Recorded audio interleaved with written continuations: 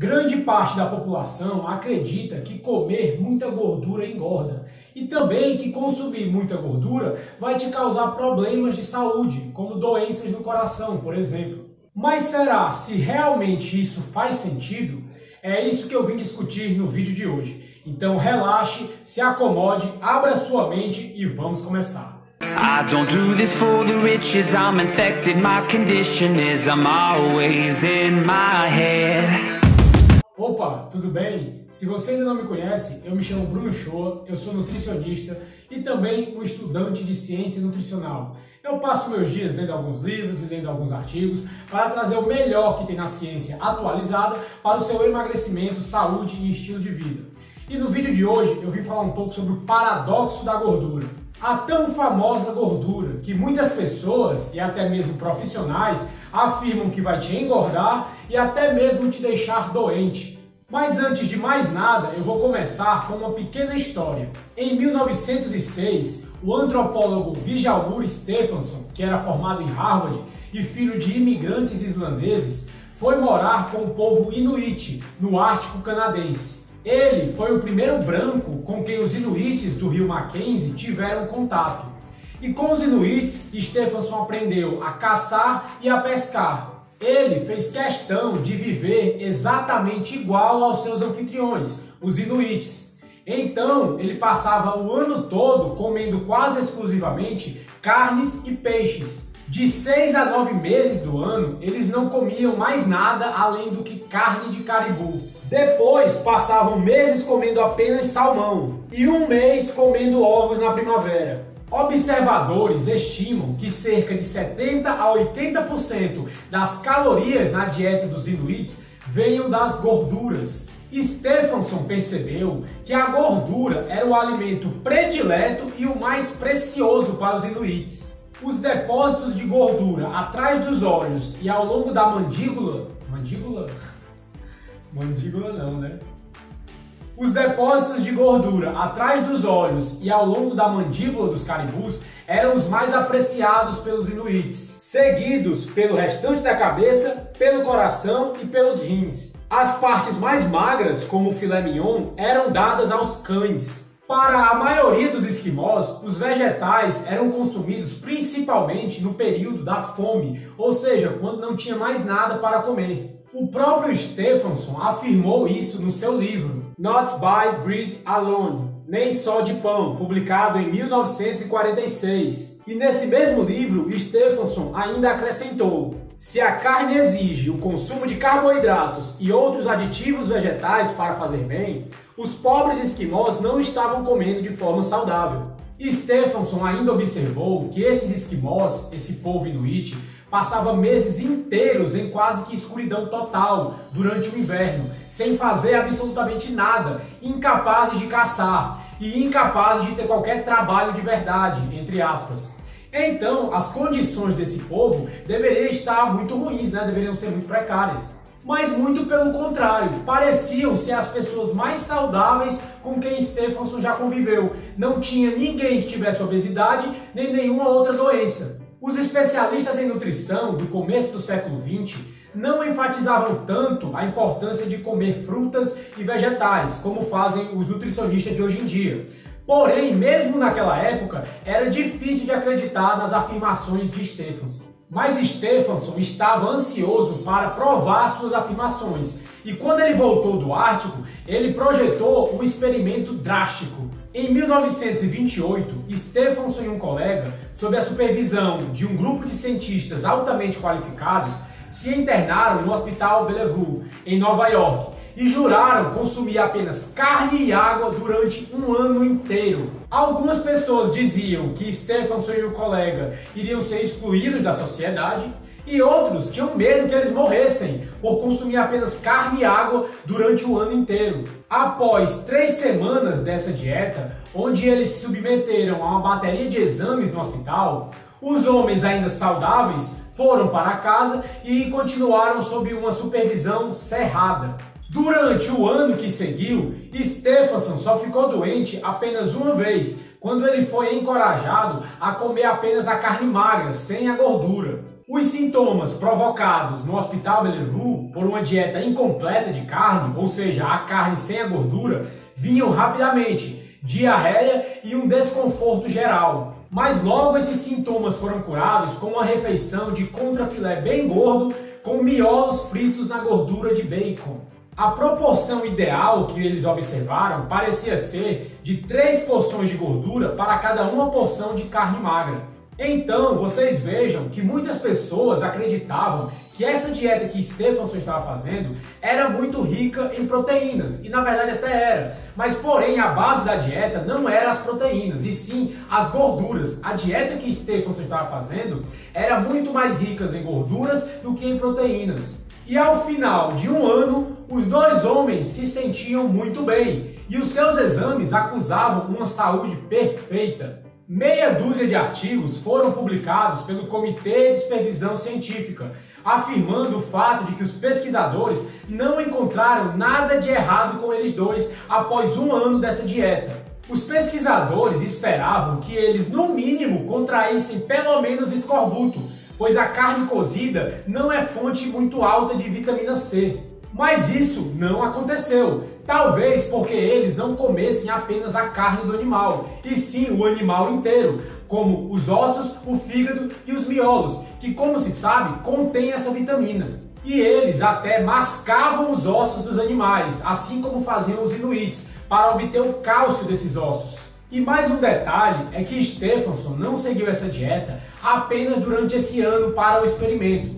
Ele seguiu essa alimentação por quase toda a sua vida adulta e permaneceu ativo e saudável até a sua morte, aos 82 anos. Meio século depois, do outro lado do mundo, George V. Mann, um médico e professor de bioquímica que tinha viajado à África, também passou por uma experiência que desafiava a intuição. Embora os seus colegas dos Estados Unidos apoiassem a hipótese cada vez mais disseminada que a gordura animal causava doença cardíaca, a realidade que George viu na África era totalmente diferente. Ele e a sua equipe da Universidade Vanderbilt levaram um laboratório móvel ao Quênia no começo dos anos de 1960 para estudar o povo Maasai.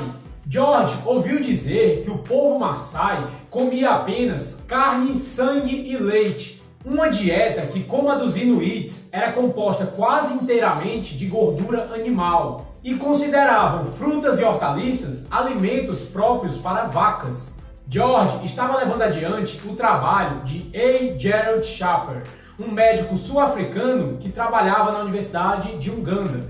Ele viajou para o norte para estudar uma tribo semelhante, os Samburus.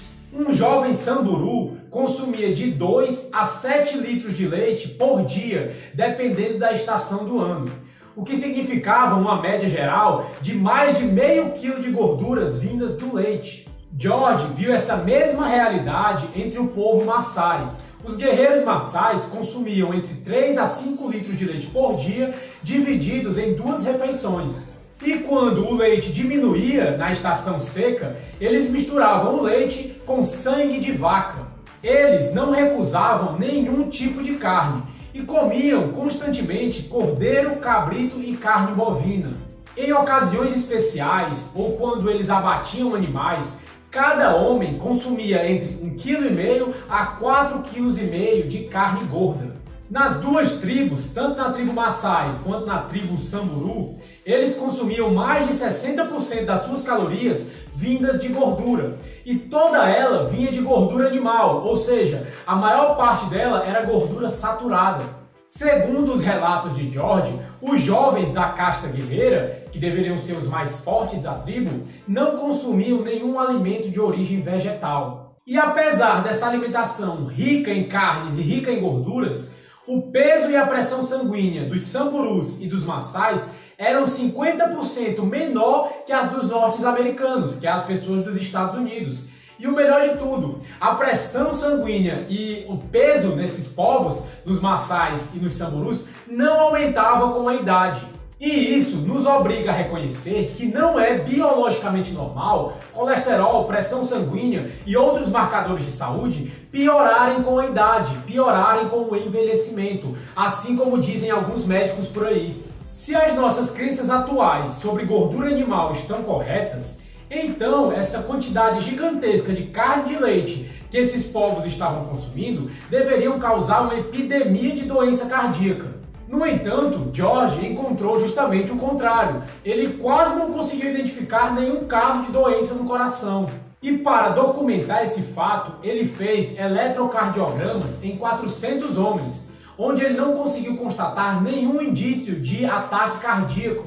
Gerald fez o mesmo teste em 100 samburus e encontrou possíveis sinais de doença cardíaca, doença no coração, em apenas 2.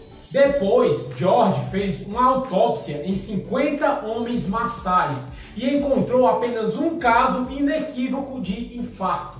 E os maçais também não sofriam de outras doenças crônicas, como o câncer e o diabetes. Do ponto de vista superficial do que nós sabemos sobre a relação da gordura animal com o risco de infarto, esses casos da África e do Ártico realmente parecem ser um verdadeiro paradoxo. O consenso atual nos diz que as gorduras, sobretudo a gordura das carnes vermelhas, nos causa problema no coração, doença no coração e talvez até câncer.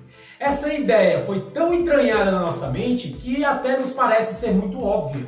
De acordo com o conselho que nós ouvimos há décadas, em vez de alimentos de origem animal, nós devemos consumir mais vegetais. Uma dieta saudável seria quase vegetariana. A Associação Americana do Coração e o Departamento de Agricultura dos Estados Unidos, além de quase todos os grupos de especialistas do planeta, nos recomendam que nós devemos ingerir a maior parte das nossas calorias vindas de frutas, vegetais e cereais integrais, e as gorduras animais devem ser minimizadas. A ingestão de carne vermelha não é aconselhada.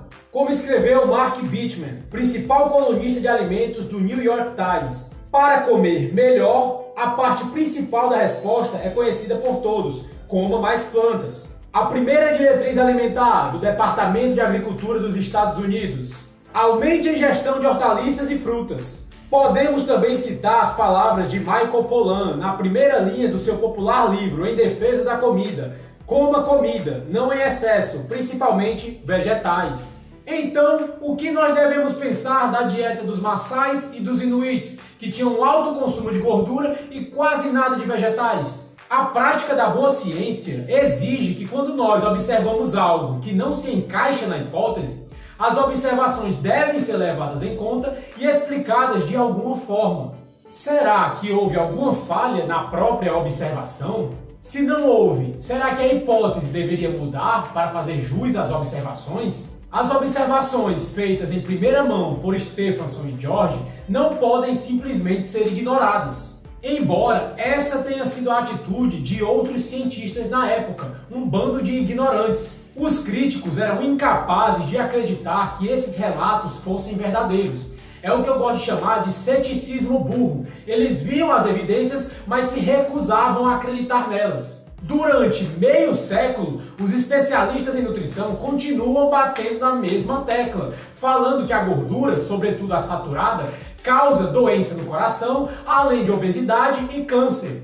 Tem sido difícil para eles, se não impossível, reconhecer quaisquer provas do contrário, mesmo que essas provas sejam abundantes. Quando nós avaliamos a imensa quantidade de observações científicas em cima da saúde e dieta, não tem nada na ciência que sustente esse mito em cima das gorduras saturadas. Mas antes de mais nada, se você ainda não me segue nesse canal, você pode me seguir para sempre ficar ligado nos novos vídeos que vão saindo. E você também pode me seguir no Instagram, @brunoshoa.nutri. Lá eu dou dicas de emagrecimento, alimentação e de como você pode conseguir uma vida mais saudável. Então me siga lá e vamos seguir juntos nessa jornada.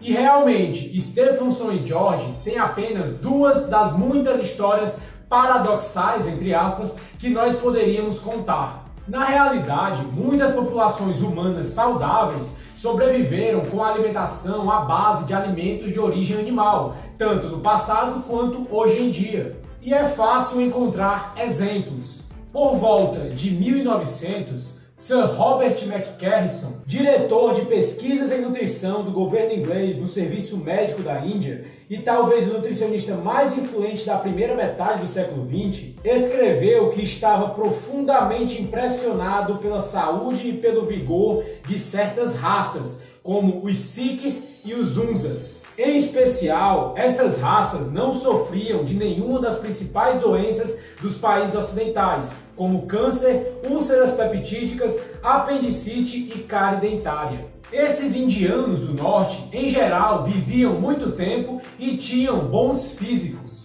E a saúde vibrante desses povos batia de frente com outros povos no sul da Índia, que tinham uma alimentação rica em arroz e muito pobre em carnes e leites. As pessoas saudáveis que McCarrison observou comiam um pouco de carne, mas sobretudo leites e laticínios, como manteiga e queijos. Ou seja, a gordura que eles consumiam na alimentação era sobretudo saturada, gordura saturada. Nesse meio tempo, os índios do sudoeste dos Estados Unidos foram observados entre 1898 e 1905 pelo ex-físico e antropólogo Ales Ehrlichia, que narrou suas observações num relatório de 460 páginas escrito para o Smithsonian Institute. Os índios idosos com quem ele conviveu tinham uma alimentação predominantemente de carnes, principalmente carne de búfalo, até eles perderem o modo de vida alimentar tradicional. No entanto, eles pareciam espetacularmente saudáveis e também viviam muito. Segundo o censo norte-americano de 1900, a incidência de centenários entre esses índios, pessoas que chegavam aos 100 anos, era de 224 a cada 1 milhão de homens e 254 a cada 1 milhão de mulheres, em comparação com apenas 3,6 por milhão entre homens e mulheres da população branca. E muito embora esses números não sejam exatos, nenhum erro estatístico explica essa extrema desproporção de número de centenários. E entre os idosos de 90 anos ou mais que ele conheceu, nenhum era por demais senil ou incapaz. E outra coisa que o impressionou foi a ausência de doenças crônicas na população indígena que ele viu. As doenças malignas, caso existam, devem ser muito raras, ele mesmo afirmou. Ele escreveu que só viu 3 casos de doença no coração em mais de 2.000 índios examinados, e nenhum deles tinha um caso intenso de acúmulo de placa nas artérias. As varizes eram raras e ele não observou o caso de apendicite, peritonite, úlcera estomacal ou qualquer doença grave do fígado.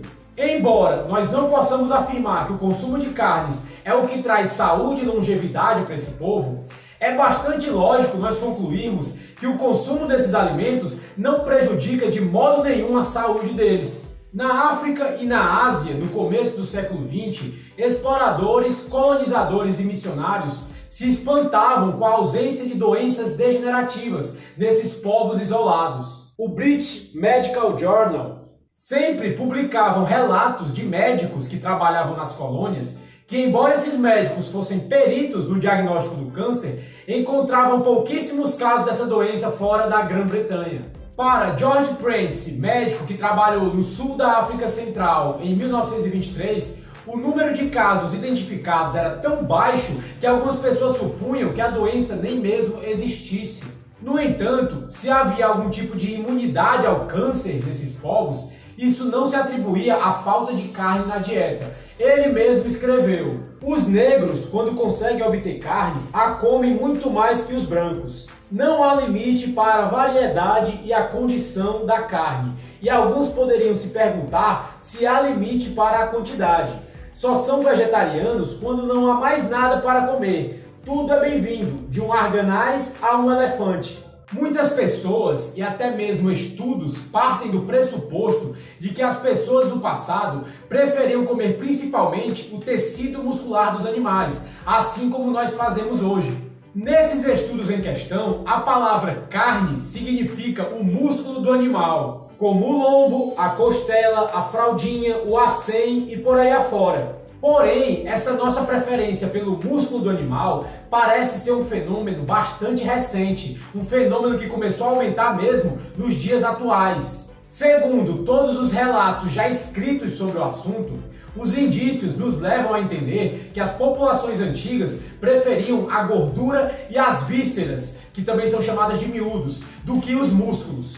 Stephenson mesmo afirmou que os inuites reservavam os miúdos e as carnes gordas para consumo humano e davam as carnes mais magras, os músculos, para os cães. Ou seja, os seres humanos comiam como comem outros animais carnívoros grandes. O leão e o tigre, por exemplo, devoram primeiro o sangue, o coração, os rins, o fígado e os miolos de suas presas, e muitas vezes largam os músculos para os abutres. As vísceras dos animais tendem a ter um teor muito mais alto de gordura, principalmente a gordura saturada, como por exemplo, o rim de veado. Metade da gordura do rim de veado é gordura saturada. A preferência por partes mais gordas dos animais e também a escolha de animais no seu ciclo de vida que eles estejam mais gordos parece ter sido constante na história dos caçadores da antiguidade. Na tribo Bardi, no noroeste australiano, por exemplo, os pesquisadores viram que a gordura era o critério determinante para a caça e para a coleta de tartarugas, peixes e frutos do mar. Esse povo Bardi desenvolveu um conhecimento extraordinário sobre estações e métodos de caça para satisfazer o que os pesquisadores chamavam de obsessão pela gordura.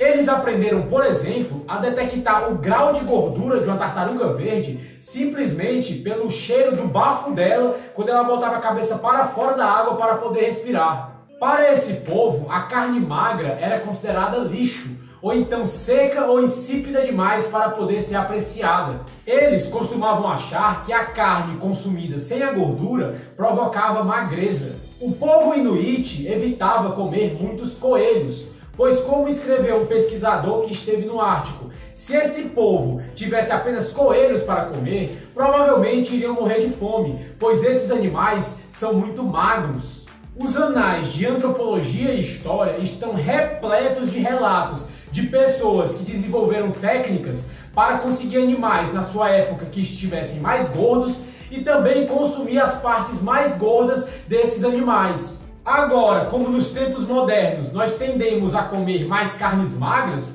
e até tirar o pouco de gordura que as carnes têm, essas histórias nos parecem extremamente mirabolantes e irreais. Muito provavelmente você está tão acostumado a comer carne magra que é até difícil você ter essa concepção de que carnes gordas são mais saudáveis. Como pode populações inteiras terem uma dieta tão pouco saudável, segundo aos nossos padrões modernos, serem tão dependentes desses alimentos que causam tantas doenças para nós e não terem essas doenças que nos afligem tanto? Parece até impossível que os especialistas em nutrição tenham deixado passar essas informações cruciais sobre dieta e cardiopatia. Porém, a literatura científica que respalda as orientações dietéticas atuais não leva em consideração esses dados e nem tenta entendê-los. O governo está cheio de pessoas medíocres e incompetentes. Se você deixar a sua saúde na mão deles, você vai estar frito. Com tudo isso, você pode ver que as gorduras naturais, essas gorduras que nós sempre estivemos consumindo ao longo da evolução humana, não nos engordam e muito menos fazem mal para a nossa saúde. O grande problema é que os ensaios clínicos rigorosos que comprovam isso só foram feitos muito tempo depois das recomendações de diminuir gordura da dieta já terem sido implementadas pelas diretrizes e pelos governos. E mesmo assim, hoje, já tendo comprovação científica que essas gorduras não fazem nenhum mal, os governos ainda continuam com essa ideia de diminuir gordura na alimentação, sem nenhuma base científica. E só mais uma coisa, se você ainda tiver alguma dúvida sobre o consumo de gordura na sua alimentação, aqui na descrição eu vou deixar um link de um vídeo que eu falo apenas sobre as gorduras. E também eu mostro os melhores artigos atualizados sobre as gorduras também. Então, caso você se interesse, o link aqui vai estar na descrição. Bem, pessoal, mas esse foi o vídeo de hoje. Eu espero que ele tenha te ajudado de alguma forma. E se você gostou do vídeo ou ele te ajudou de alguma maneira, você pode deixar o like, que já me ajuda demais para essa informação estar chegando no maior número de pessoas possíveis. E você também pode estar compartilhando esse vídeo com algum amigo ou amiga sua que ainda acham que gorduras engordam ou então que gorduras ainda fazem mal. Como eu sempre falo, informação é poder. Mas por enquanto é isso, eu vou ficando por aqui, a gente se vê no próximo vídeo, um abraço e tchau!